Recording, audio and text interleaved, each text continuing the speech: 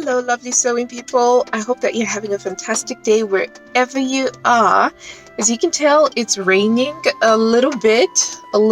We've had some lovely weather though. It's Friday, so it's time for another installation of Wearing Burda, wherein I share exactly whereabouts within my extensive Burda magazine collection I am hanging about in, I'm thinking about, and I'm cogitating.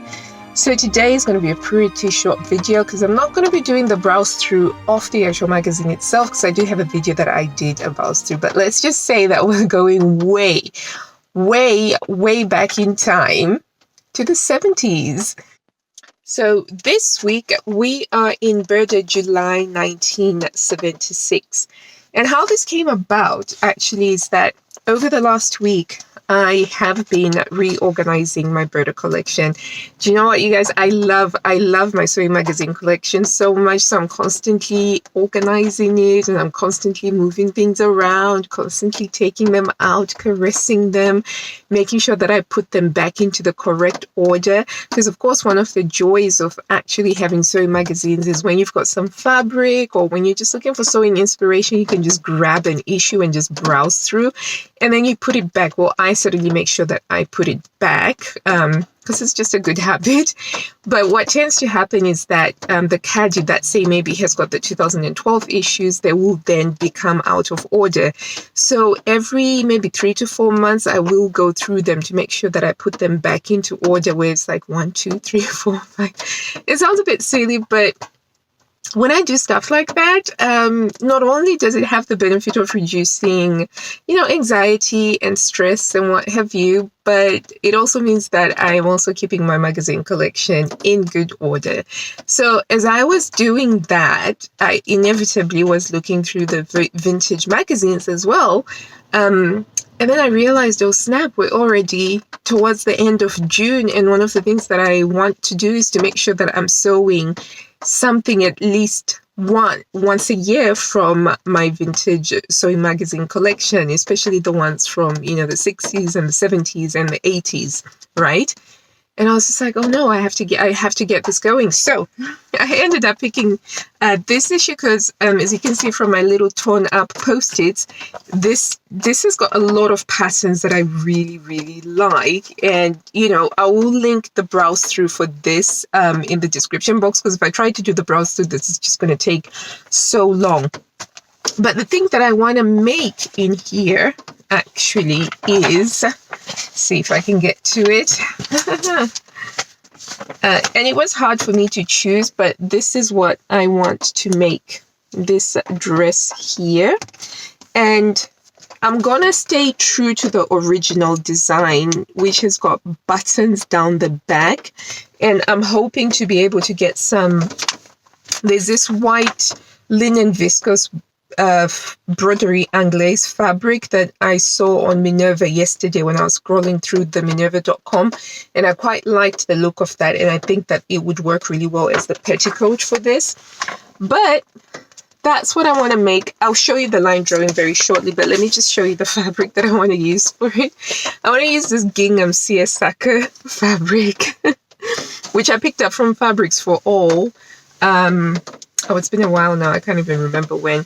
But I feel like this would make a great 70s style dress, hence coming from the July 76. So if you can try to imagine, it will be that with a white linen viscose petticoat. So let me show you what the line drawing is like. Separate. These ones are so huge. They are really, really big, because I think the modern magazines, they just get up to here. But this issue, I've already sewn something from this issue. I made a kaftan using some not Liberty, Stores of London cotton lawn, and I used like a contrasting fabric here. Well, yeah, it did have Liberty on it actually. So the bib, I used a Liberty Tanner lawn, and then I also used the Stores lawn for the rest of it. And I love it, and it is so beautiful, and it is gorgeous, and the sizing was just spot on. Yeah, it's almost yeah, it was really, really quite spot on, which is really cool because then that shows that these magazines, no matter how old they are, they're still usable for me. And that's pretty awesome. So where is that line going? I had it right here. So it's really difficult, but there we go. Let's get this to focus.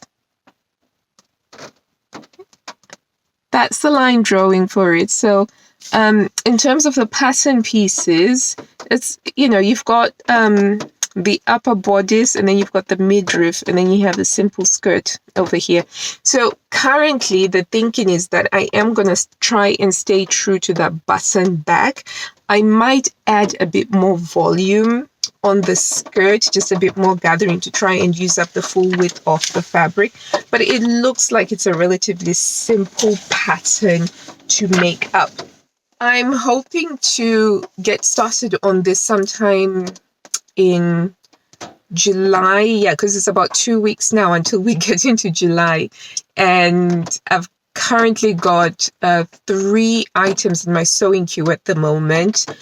Today I was just finishing sewing up this Liberty silk, which I've made into this really gorgeous raglan sleeve dress, and it's coming along really beautifully. And then, yeah, and then I've got these 3 other Minerva brand ambassador makes that I have to get done. And then that's going to pop in because ideally I wanted to have done this before the summer solstice, which is coming around soon. And I cannot believe how fast it is coming along, because I divide my year up with the main points being the winter solstice and the summer solstice. And then we have the spring equinox and the vernal equinox. That's how I divide up my year. And so I was just like, oh my days, we're getting up to the summer solstice. And whilst I've been desperately trying to get everything planted out, because we were getting frost all the way through to end of May. And I lost some tomato plants, and we don't have any courgettes this year because all of my courgettes and all of the pumpkins, they got hit by frost and they completely died, and I haven't had time to go to a garden center to try and get them. We managed to save 3 tomato plants, which are currently in the grow bags, but they do look really quite pathetic because I'm not sure that they recovered from it got really warm and then it got cold. Anyway, that aside, it meant that after I lost those other plants, I became overcautious about planting things out, and I was just like, oh my days, we are a few days away from the summer equinox, and I haven't planted out all of these plants and seed things that I grew from seed. So I've been spending as much time as I can planting those things out into the garden, and that's been taking up a bit of time. So I know that realistically I'm not going to be able to finish this before the summer solstice, simply because getting the plants out is a higher priority. But hopefully I'll get that done in July. I would love to be able to take it to me on a camping trip to Scotland. I don't know why, I just have this idea that this would be awesome to wear in Scotland, but hey ho, that's how we go. Yeah, so that's it for today. A super quick video on wearing Burda, and we are hitting up the 70s. Do check out the browse through for this issue. It is amazing, and it's full of a lot of things from back when Burda used to be a women's interest magazine. So it had recipes as well as cross stitch, as well as home furnishings, and it's fabulous. And if anything else, just having a look through the ads from back in the day, it's very fascinating. Thank you so much for tuning in, guys. I really appreciate you. If you haven't already, please do hit that subscribe button and also give the video a big thumbs up. And until I see you next time, happy sewing. Bye. Oh, and by the way, I'm wearing McCall's I can never get it right. I think it's M6696 or it's M6966. It's a shirt dress, and this is a John Caldo cotton sateen fabric, and I love this dress so much, this shirt dress so much. I'm thinking I have to make another of this very soon, but it's like so many things to sew, but so little time. Sounds very cliched, but here we are. Bye. I want to say hello. We arrived a little bit early. So there's a lot of messing about in the car. And a lot of excitement. This big